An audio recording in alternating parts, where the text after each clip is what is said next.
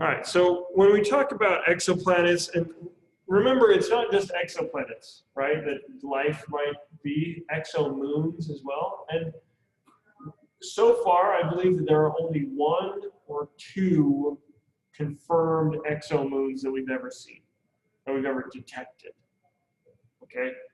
They're very small, they're difficult to detect, but we do have some evidence that exomoons definitely exist. And of course that makes sense, right? I mean, think about all the moons in our own solar system. Just Jupiter and Saturn alone, between those two, have over 150 moons, right? So the idea that our solar system would somehow be unique in having moons around its planets is kind of laughable, right? So when we talk about exoplanets and exomoons having life, the question is, where is everyone? Okay? And the best way to define this question is called the Fermi Paradox. Has anyone ever heard of this? The Fermi Paradox? Few of you. So the Fermi Paradox can be described as the simple question, why haven't we found anyone? Why hasn't anyone said hello? Okay? So the Fermi Paradox is named after an Italian-American physicist, Enrico Fermi. Apparently, the story behind the creation of this idea was Fermi and a few of his buddies that were working on the Manhattan Project, which, anyone know what the Manhattan Project was? It was a project to make the first atomic weapon. Okay? And Fermi was one of these people working on this. They were sitting down for lunch, and they were just kind of chatting, and Fermi started to ask the question, well, where is everyone? And they started to figure out, well, if there has been an intelligent species around in the galaxy, they should have found us by now. Okay? So he used these points. There are billions of stars in the Milky Way similar to the sun. High probability some of these stars have Earth-like planets. Many of these stars, and hence their planets, are much older than the sun. If the Earth is typical, some may have developed intelligent life long ago. Some of these civilizations may have developed interstellar travel. Even at the slow pace currently envisioned interstellar travel, the Milky Way galaxy could be completely traversed in a few million years. And since many of the stars similar to the sun are billions of years older, the Earth should have already been visited by extraterrestrial civilizations, or at least their probes. However, there is no convincing evidence that this has happened. So this is the paradox. Given all of this data, our galaxy is full of Earth-like planets. Many of those planets are much older than Earth. We can assume that those Earth-like planets could have developed life kind of like life on Earth. Where are the intelligent species? That is the question. Why have we not found an interstellar species yet? Okay, so this is called the Fermi Paradox. All right. The Fermi Paradox is kind of the best way to describe our curiosity about, are we alone in the universe? And not only are we alone in the universe, why does it appear that we are alone if life develops and creates intelligent life? Okay, so just for reference, does anyone know what this is? Let's open this up in a new tab. It does look like Space Invaders. This is a visual representation. A visual representation of a message that was sent using what is called the Arecibo radio telescope. It was sent toward a group of stars in a distant cluster. this radio telescope is the most powerful radio transmitter that we have. So usually it receives radio waves, but they switched around so it emitted radio waves and it transmitted this message. Okay? It is very simplistic, very, very simplistic indeed. But you can definitely recognize this. This is a human shape, right? This is an indication, these appear indications of the coordinates of this grid. So how many squares or beeps it is wide and how many squares or beeps it is long. I honestly don't remember everything that this message contains. This right here is a representation of the Arecibo telescope itself, what it kind of looks like. And of course, the human shape, and then I don't remember all the rest of this stuff, but pretty fascinating. This is a message. This message was sent out in hopes that maybe some intelligent civilization would see it or pick it up. Problem is that the cluster of stars that we sent it towards is something like 600,000 light years away, or no, sorry, 60,000 light years away. So it's going to be a while. Something closer. So for now, we have mostly maintained radio silence. This is the one big exception. This is called the Arecibo message. I would recommend knowing that name at least. The Arecibo message is really the only thing that we have sent out actively trying to communicate. Right now we're listening. We do a lot of listening. And we'll talk about how we do that in just a second. Okay? So this is the Fermi Paradox. Any questions on what the Fermi Paradox is? Oliver? Why is it a paradox? It's a paradox because all the data suggests that we should see intelligent species that are interstellar, but we don't see any evidence of that. But it's not really cyclical, right? Well, a paradox doesn't have to be cyclical. It just has, a paradox simply has to be something that one piece of evidence contradicts another piece of evidence. Okay. So this is the Fermi Paradox. One person, in an effort to solve the Fermi Paradox, came up with an equation. It is called the Drake equation.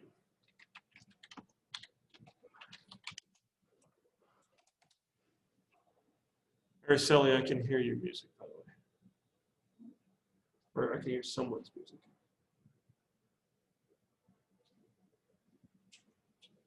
Not anymore. All right. Okay. So the Drake equation. And I would recommend having this in your notes. Let me show, let's see here. This is the Drake equation.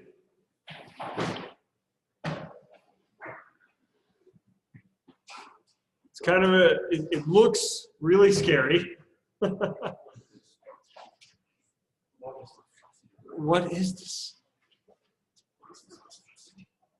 Okay, so we have, N equals the number of technologically advanced civilizations in the Milky Way, big N. So this was invented by a guy named Frank Drake, the Drake equation. And it is meant to help us understand how many intelligent species there should be, or how many intelligent species we could communicate with in our galaxy. So it is n equals r star times f sub p times n sub e times f sub l times f sub I times f sub c times l. I know that this looks scary. It isn't that scary. So let's just simply explain here. R star is the rate of formation of stars in the galaxy. All right? R star is the rate, R meaning rate, of stars being formed in the galaxy. There's a new star formed in our galaxy every few years. Okay? So we have a very good understanding of this. We have a pretty dang good understanding of everything up until here.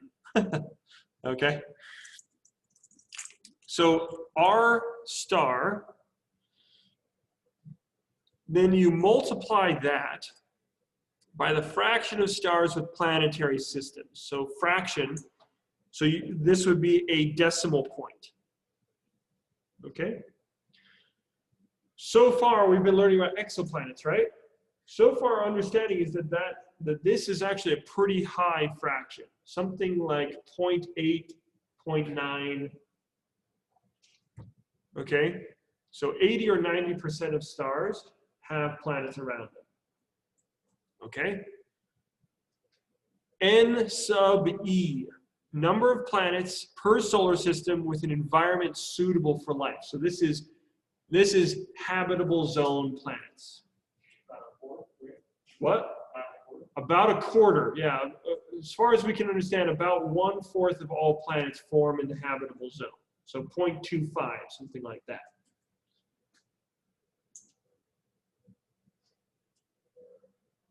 Okay? Now we multiply that. Again, this is where our understanding really stops. We multiply that by the fraction of suitable planets on which life actually does appear. We do not know this number. Okay? We don't know this number, but astrobiologists suggest that it is probably very high. We're talking 90 or 95%. If life can form on a planet, more than likely it will form on that planet. That's Murphy's Law. If something can happen, it will happen.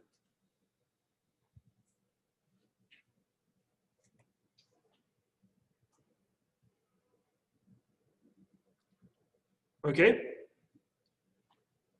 Most astrobiologists think that this is a very high fraction, 90 or 95%, because on Earth formed life very, very early on. It didn't take billions of years for Earth to have life arise on it. It only took a few 100 million years. Okay? Now this is even less certain. This is the big question right here. What is the probability of that life becoming intelligent? So far on this planet, we have precisely one semi-intelligent species. Who has 2 thumbs and an advanced prefrontal cortex? This guy. Okay? We are the only intelligent species on this planet. The dinosaurs ruled this planet for over 200 million years. And they didn't develop a space program. And they only died. And they died, yeah, all because they didn't have a space program and they died very suddenly, and they died only relatively recently.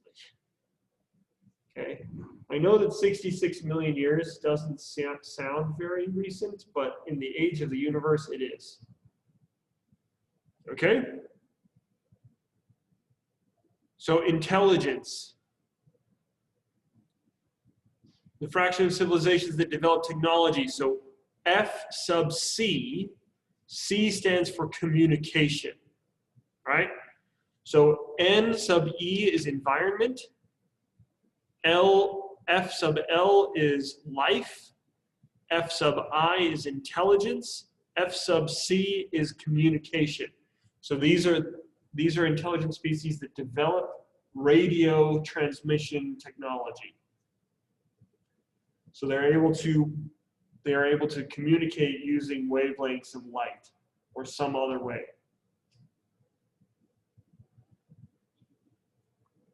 So this is sufficiently advanced technologically to make communication apparatus. And then L is the length of time that those civilizations last. And this is so uncertain that we don't even know how certain it is for us. Right? We know, for Earth, we know every single one of these to a very precise amount for Earth. We have developed communication.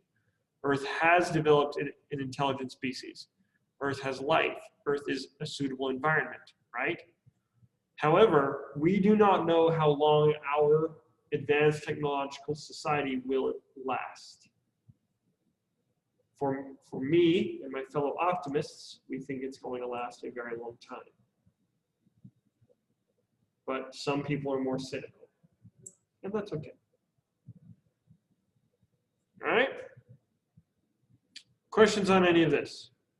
What's the rate of formation of stars in the galaxy? One every like 4 years or so.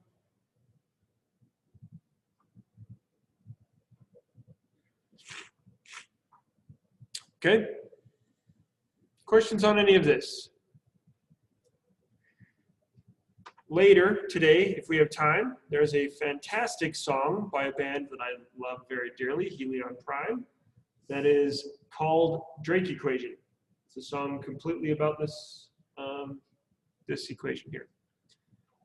Okay, so we've covered Fermi Paradox, we've covered the Drake Equation. Last thing that I want to cover with you before we watch Life Beyond Part 2. I want to talk to you about the Great Filter.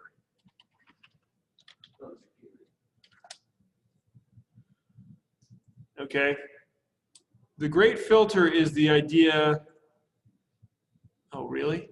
You're gonna do this to me? Okay.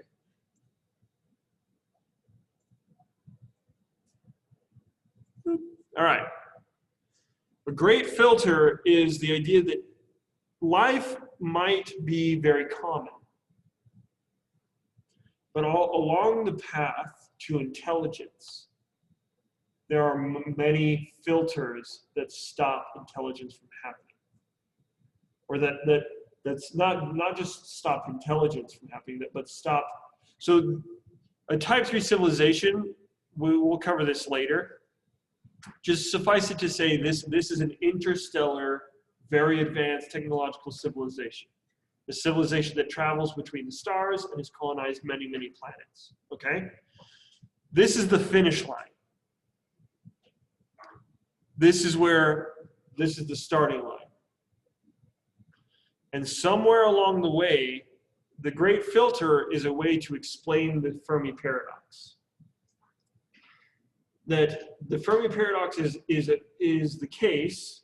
We don't see any of these really big time, super advanced civilizations because something along the way went wrong.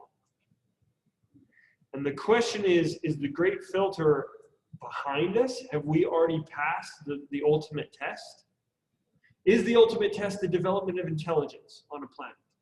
Is the ultimate test the development of complex life at all? Maybe the only life in our galaxy other than Earth is bacterial. Maybe it's just single cell. Maybe that's the Great Filter. Maybe the Great Filter is not development of complex life or the development of technology or intelligence, but the Great Filter is simply the time that we need to get out into space. Maybe every intelligent civilization kills itself before it becomes a type 3 civilization. Maybe nuclear war is the great filter. Maybe climate change is the great filter. So the question is, have we already passed the great filter? Are we destined to become an interstellar, highly advanced spacefaring civilization, or is the great filter ahead of us? Are we barreling toward certain extinction, just not knowing it?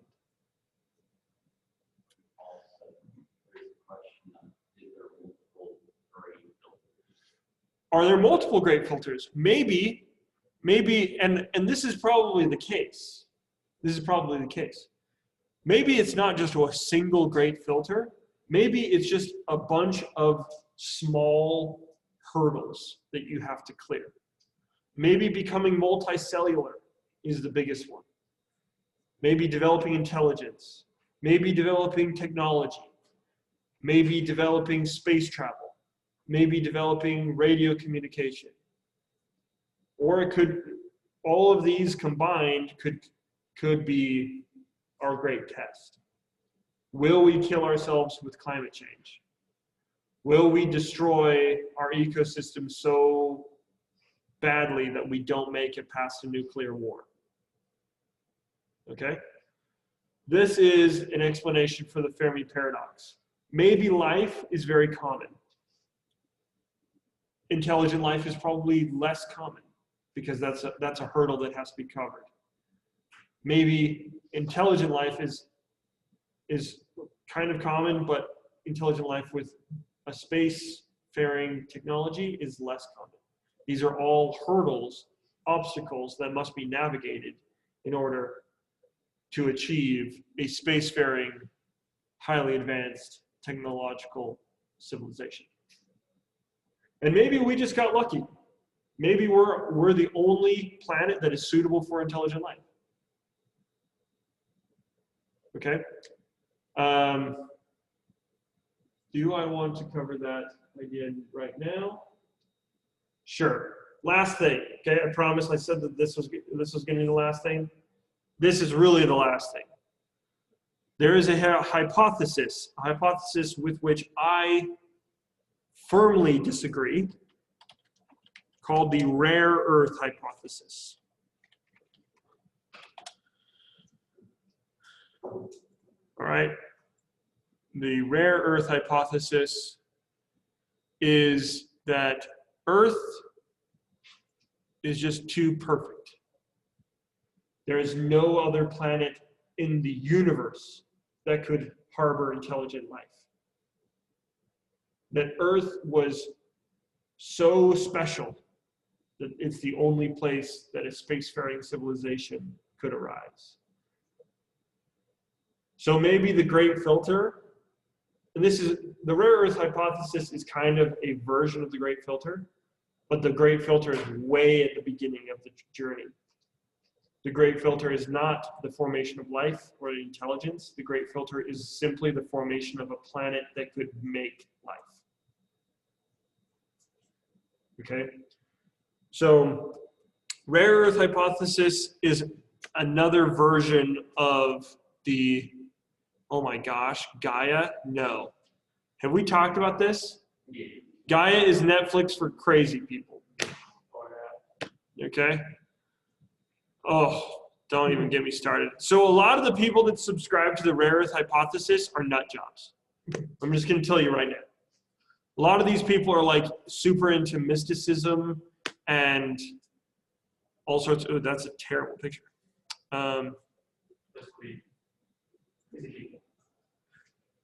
Like Peter Ward and Donald Brownlee, they could be, I mean, they might be, but mostly it's the people that are like, that think that Earth is just so perfect that it was created perfectly for humans, right? Whereas in reality, humans have actually evolved to be perfectly suited to our environment. these are the people that say that a puddle, that the hole that holds a puddle was perfectly made for that puddle. That this puddle wakes up and realizes, oh, this is a really comfortable hole. Like I fit so well into this hole. You could almost say it was specially created for me. Whereas, of course, we know that it simply fills the space of the hole. Okay? Yeah, that's the sentient puddle argument. It's one of my favorite arguments of all time. And yes, it has an actual name. I'm not the only person that says ridiculous stuff like that. Okay. Questions on Fermi Paradox, Drake equation, great filter, or the rare earth hypothesis? John. So the rare earth hypothesis and hypothesis. Uh-huh. I feel like the great filter would be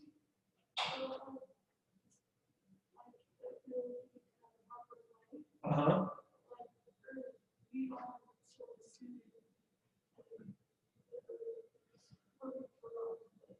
Right, the Earth is perfect for us because we have evolved here over 3+ billion years. Right, our eyes see the wavelength of the sun, not because the sun was perfectly crafted for us, but because our eyes evolved to see those wavelengths because those were the wavelengths that helped us survive the best. Right? So the rare earth hypothesis could have some merit to it, that it is very likely that Earth has a lot of very special characteristics that make complex life more likely, but that doesn't mean that it's the only one. Okay? Good questions. All right. That's where I'm going to end this video. If you're still watching on YouTube, congratulations, good job. Go and watch Melody Sheep, Life Beyond Part 2. There's a link in the Canvas announcements. Okay, bye.